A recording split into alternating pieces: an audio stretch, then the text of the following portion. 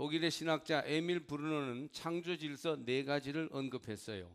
가정, 국가, 교회, 노동, 이 네 가지입니다.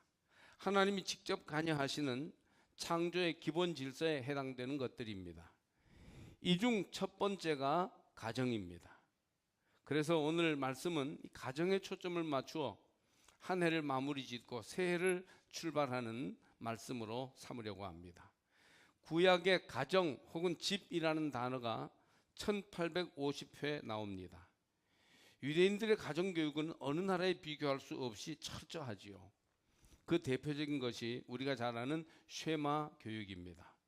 신명기 6장에 나오는 대로 이스라엘아 들으라 쉐마 이스라엘로 시작되는 신앙교육의 헌장입니다. 우린 예배드릴 때 사도신경을 고백하며 우리 신앙을 분명히 하는데 유대인들은 사도신경 대신 거기에 해당하는 것이 바로 쉐마를 어릴 적부터 외우는 것입니다. 하나님을 경외하고 자녀들을 하나님의 말씀으로 교육시키라는 그런 내용이에요.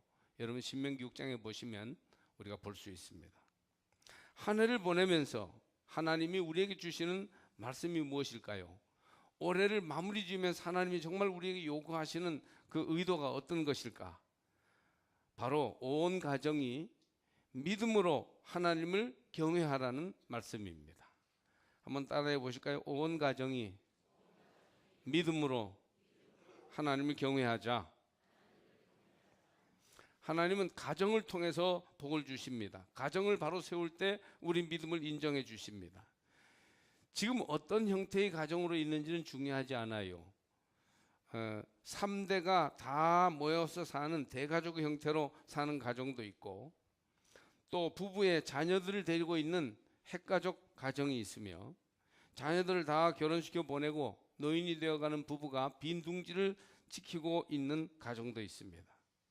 또 우리 가정들 가운데는 재혼하여 새로 모인 가정도 있고 헤어져 따로 사는 가정도 있어요. 괜찮습니다. 함께 사는 게 좋지만 뭐 따로 살 수도 있어요. 경우에 따라서는. 요즘은 혼자 독립하여 사는 가정들도 많습니다. 특히 장성한 자녀들은 이제 도시로 나가서 아직 결혼하기 전인데도 불구하고 혼자 살고 있는 그런 가정도 있을 수 있습니다. 혼밥 족들의 메뉴가 식당마다 관심의 대상이 되고 있지 않습니까? 요즘 가정은 모든 가정은 이런 모든 형태 어떤 형태 혼자 있는 가정이든지 3, 4대가 같이 모여 있는 가정이든지 모든 가정은 하나님 앞에 서 있습니다. 현재가 중요합니다. 오늘 한 해를 보내면서 여러분의 지금 가정, 지금 있는 그대로의 가정이 하나님 앞에 바로 서시기를 주의 이름으로 축복합니다. 신앙의 집 거룩한 성전을 바로 이루어서 하나님의 언약하신 복을 모두 누리시기를 주의 이름으로 축복합니다. 오늘 성경은 엘리 제사장 가정과 사무엘 가정이 서로 대비돼서 나오고 있습니다. 엘리 제사장 가정은 하나님을 바로 섬기지 못해서 결국 실패한 가정이 되었고 사무엘 가정은 그 어머니 한나가 기도의 사람이고 아버지 엘가나는 하나님을 경외하며 순종하는 사람이었기에 하나님께서 큰 복을 내리셨습니다. 오늘 읽은 말씀 마지막 절에 보면 이에 사무엘이 점점 자라매 여호와와 사람들에게 은총을 더욱 받더라. 그게 사무엘 가정의 방향이었어요. 저는 먼저 오늘 구약의 욥에 대해서 좀 언급을 하고 이 사무엘 가정을 생각해 보려고 합니다. 욥 가정은 모범 가정이었다가 큰 실패를 겪고 난 후에 다시 우뚝 선 가정이 되었습니다. 그 욥의 가정은 대를 이어 신앙이 자란 가정은 아니었어요. 욥 한 사람이 신앙으로 바로 서서 온 가족을 인도한 사람이었죠. 욥은 동방의 의인이라고 할 만큼 그렇게 하나님 앞에 바로 서 있는 사람이었어요. 욥기 1장 1절을 보면 욥은 온전하고 정직하여 하나님을 경외하며 악에서 떠난 자더라 이렇게 돼 있어요. 네 가지를 얘기하죠. 온전하다, 또 정직하다, 하나님을 경외했다, 그리고 악에서 떠났다. 이 네 가지를 욥과 그 가정에 대해서 욥기가 얘기합니다. 온전하다라는 말은 흠이 없다는 뜻이에요. 욕심과 사심이 없이 겉과 속이 거의 같은 사람을 온전하다라고 합니다. 그러니까 겉과 속이 같기 때문에 동기의 순수성이 있어요. 마음에서부터 우러나오는 성실함이 있다는 것입니다. 아브라함에게 하나님께서 너는 내 앞에서 행하여 완전하라, 창세기 17장 1절에 그렇게 말씀하시는데, 그때 완전에 해당하는 말씀이 온전하다라는 말씀과 같습니다.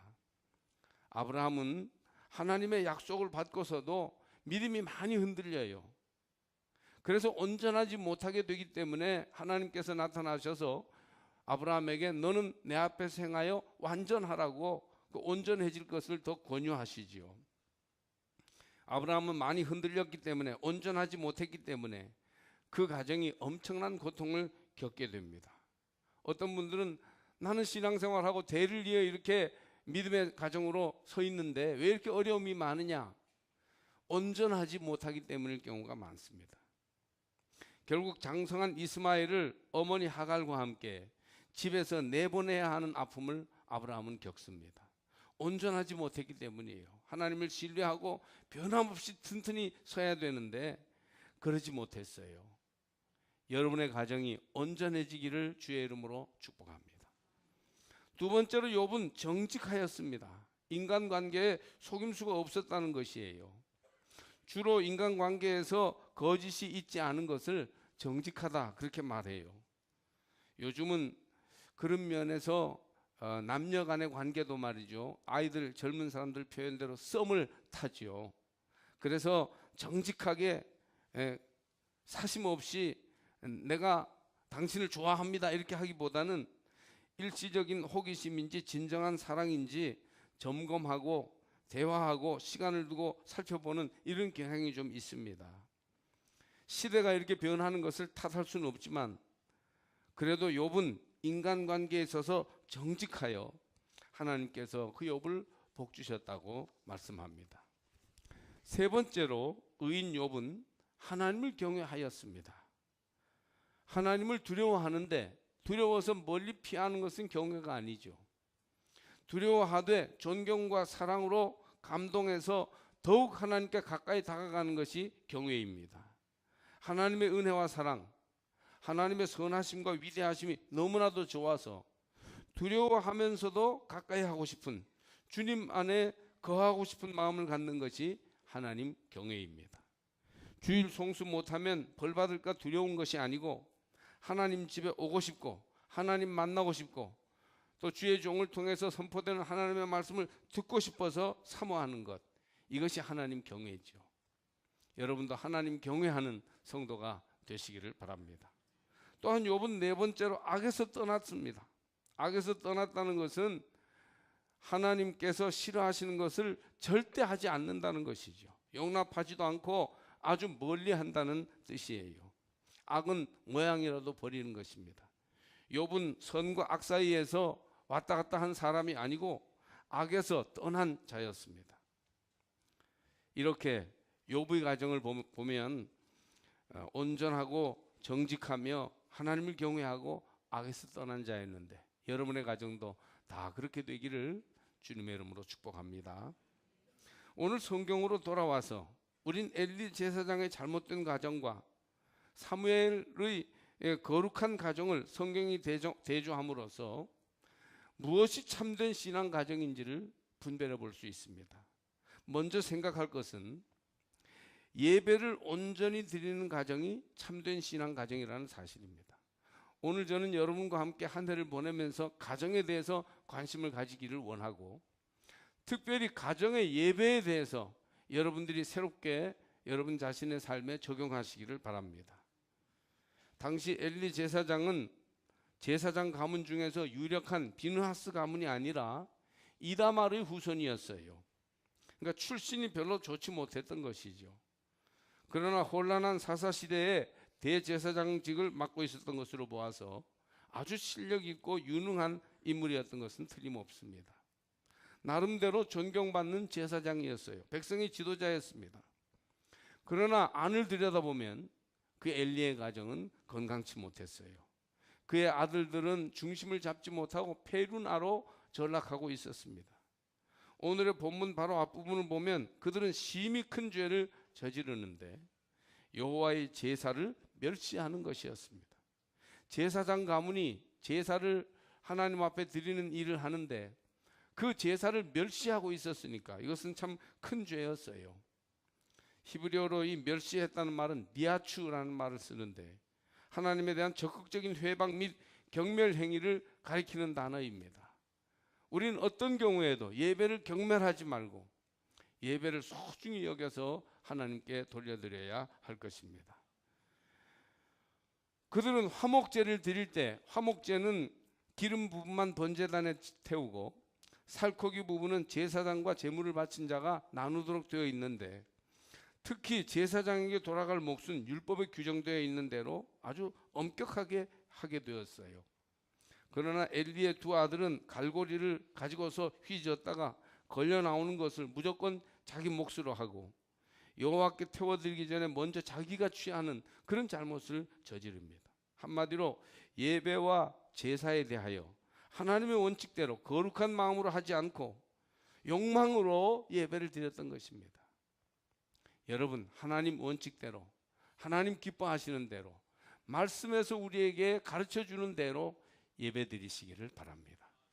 이것이 2018년 마치면서 우리의 가정과 인생에 있어서 참으로 중요한 대원칙이 되기를 주의 이름으로 축복합니다. 예배는 주님을 기쁘시게 하는 거룩한 예식입니다.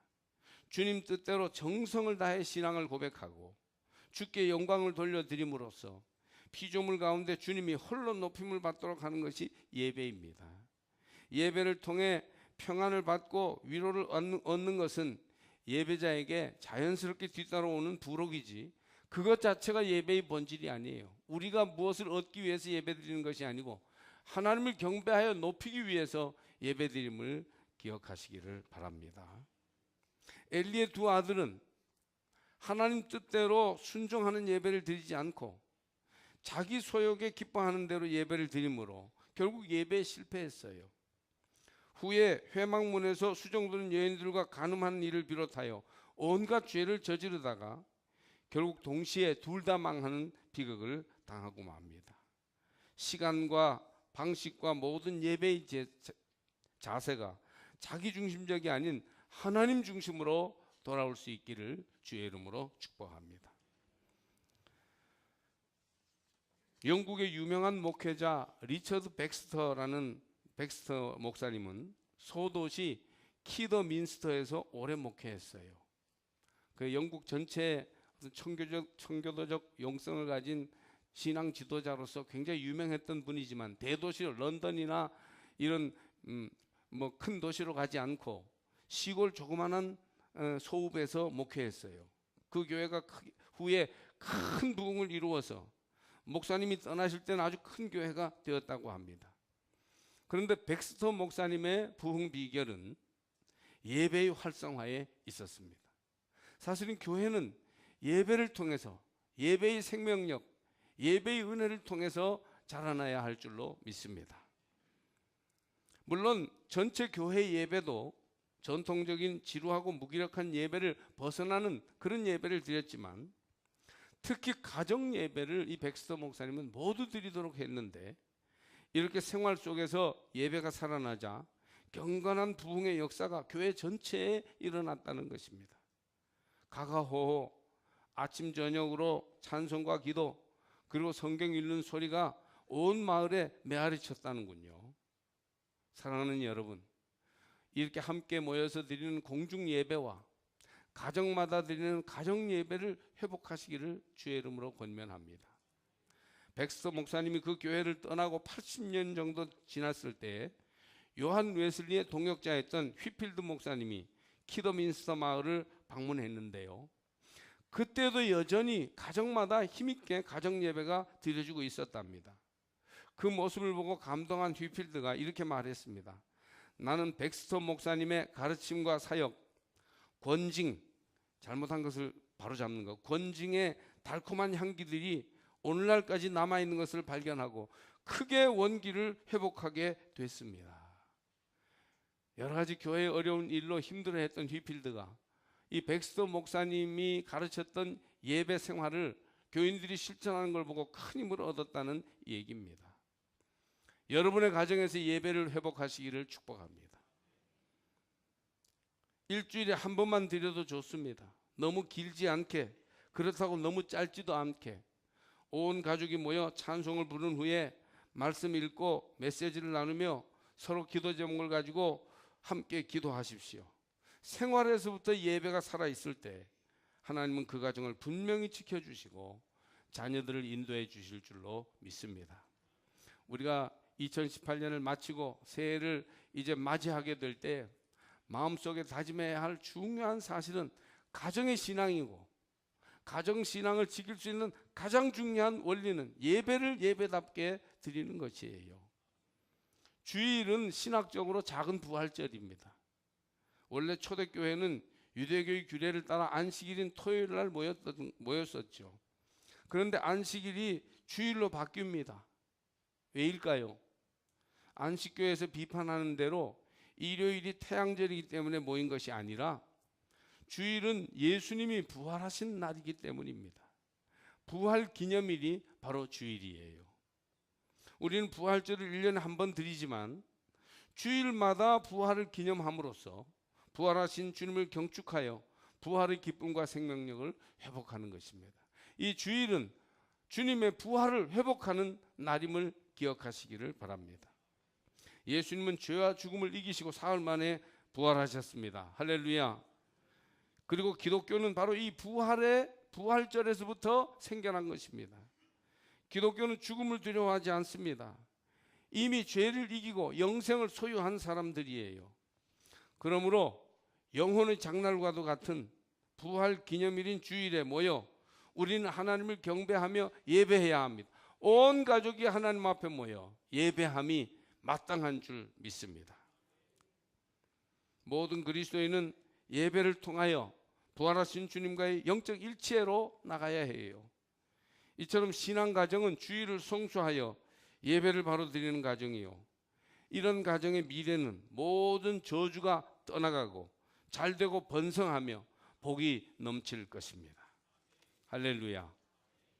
다음으로 생각할 것은 참된 신앙 가정은 부모가 자녀들에게, 어른이 다음 세대에 신앙의 본이 되는 가정입니다. 안타깝게도 엘리의 가정은 그러지 못했어요. 엘리의 아들들이 너무 잘못하고 있을 때 이 엘리가 분명히 권면은 하죠. 23절 24절을 보면 그들에게 이르되 너희가 어찌하여 이런 일을 하느냐, 내가 너희 악행을 이 모든 백성에게 듣노라. 내 아들들아, 그리하지 말라. 내게 들리는 소문이 좋지 아니하니라. 너희가 여호와의 백성으로 범죄하게 하는도다. 엘리는 두 아들을 바로 가르쳤어요. 책망했습니다. 근데 여러분 23절과 24절 그 이후의 말씀을 잘 한번 보세요. 책망은 하는데 단호하고 분명하게 하지를 못하는 거예요. 지금 엘리의 아들들이 지을 수 있는 죄는 이건 정말 절대 지어서는 안 되는 잘못을 범하고 있는데 그에 비해서 엘리는 소문이 좋지 않으니 그렇게 하지 말아라, 이런 정도로 점잖게 권유하고 있어요. 권위 있는 아버지의 신앙 행동을 확실하게 보여주지 못한 것입니다.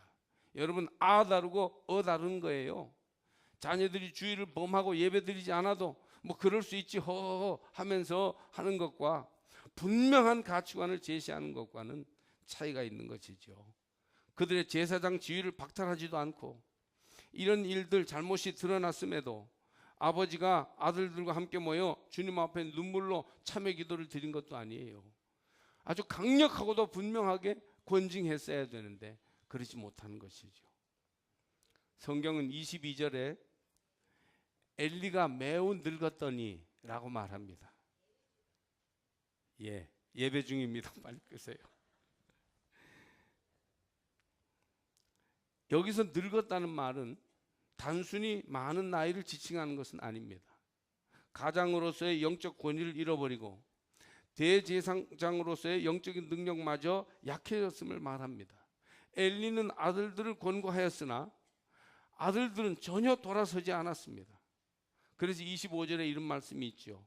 사람이 사람에게 범죄하면 하나님이 심판하시려니와 만일 사람이 여호와께 범죄하면 누가 그를 위하여 간구하겠느냐 하되 그들이 자기 아버지의 말을 듣지 아니하였으니 이는 여호와께서 그들을 죽이기로 뜻하셨습니다라.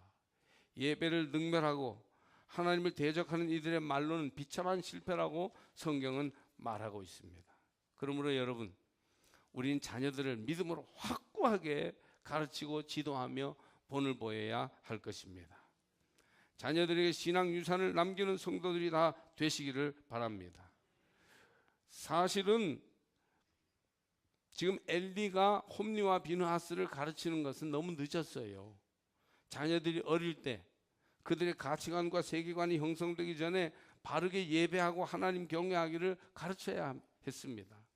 그리고 작은 잘못을 저질렀을 때 분명히 권고하고 그렇게 하지 않도록 확실하게 권징했어야 돼요. 그런데 뒤늦게나마 가정을 바로 세우려 했지만 홈리와 비느하스는 아버지의 권고와 돌봄을 떠나버렸던 것입니다. 엘리는 자녀들의 악행을 알고 돌이켜보려고 하였으나 때를 놓쳤어요. 그러므로 여러분, 때를 놓치지 말고 가정을 힘있게 신앙의 가정으로 일으키시기를 주의 이름으로 축복합니다. 대단한 유산을 물려줘야만이 부모 노릇, 어른 노릇을 잘하는 게 아니에요.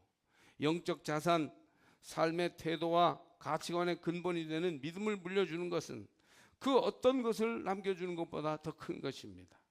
나는 너희들을 생명처럼 사랑하지만 너에게 물려줄 것이라고는 신앙밖에 없다. 나는 너희들이 하나님 잘 믿고 교회에서 바르게 예배드리고 봉사하는 모습을 볼 수 있다면 그것으로 만족한다. 얘들아, 하나님을 경외하고 주의를 성수해라. 이렇게 자녀들을 분명하게 권면하시기를 주의 이름으로 축복합니다. 이러한 자녀들을 향한 신앙 권면은 어떤 일보다도 자녀들에게 가장 귀한 것을 주는 그런 믿음의 유산을 주는 부모의 역할을 하게 되는 것입니다. 오늘날 자녀 문제에 있어서는 무관심과 과보호, 이 양쪽이 다 문제가 되고 있습니다. 신앙 문제에서는 너무 무관심하고 세상 성공을 위해서는 과보호하는 이런 문제에서 우리가 벗어나야 하는 것이에요. 여러분의 가정이 믿음으로 바로 서서 다음 세대들까지 모두 하나님을 경외하고 바르게 예배하는 가정들이 되시기를 주의 이름으로 축복합니다. 한신대 학장을 지냈던 정대위 교수가 이북 숭실중학교, 평양 숭실중학교에서 졸업할 무렵에 친구들과 함께 모여서 평양의 한 음식점에서 자기가 목사가 되겠다고 친구들에게 얘기합니다. 자기는 깨달은 바가 있어서 목사가 돼서 이 나라를 바로 세우고 하나님의 일을 감당하겠다. 그때에 춘원 이광수와 자리를 같이 했던 도산 안창호가 이 중학생 아이들, 물론 요즘보다는 중학생의 그 위치가 좀 더 이제 성숙한 때였습니다만은 그 청소년들이 이제 목사가 되겠다는 얘기를 하는 걸 옆에서 이광수와 함께 듣던 도산 안창호가 자기가 피우던 담뱃불을 끄면서 목사님 용서하십시오. 제가 대전 감옥에서부터 배운 재주로 이런 담배를 함부로 피웠는데 앞으로 목사님 되시는 분이시군요. 아, 정말 귀한 마음을 가지셨습니다. 이렇게 격려하더라는 거예요. 젊은이를 존중하고 그리고 그가 믿음으로 바로 서겠다고 하는 것을 격려하는 이런 자세를 처음 본 학생들 앞에서 그렇게 보여주었다는 것입니다. 이것이 정대위 교수가 나중에 그 도산 안창호 선생이 자기에게 옆에서 좌석에서 얘기를 듣다가 그렇게 목사님이 되겠다는 걸 격려하는 것이 큰 힘이 되었다고 고백하였습니다. 한 해를 보내면서 여러분의 가정은 신앙 가정으로 바르게 예배 드리시기를 주의 이름으로 축복합니다. 또 어른들의 신앙의 본을 보임으로 하나님을 경외하는 가정을 이루시기를 간절히 축복합니다. 정욕과 세속주의가 홍수가 돼서 휩쓸고 가는 이런 세태에서 우린 주의를 성수하고 하나님을 바르게 예배함으로써 사무엘 가정과 같이 복된 가정, 잘 되는 가정, 하나님을 기쁘시게 하는 가정들이 다 되시기를 주의 이름으로 축복합니다.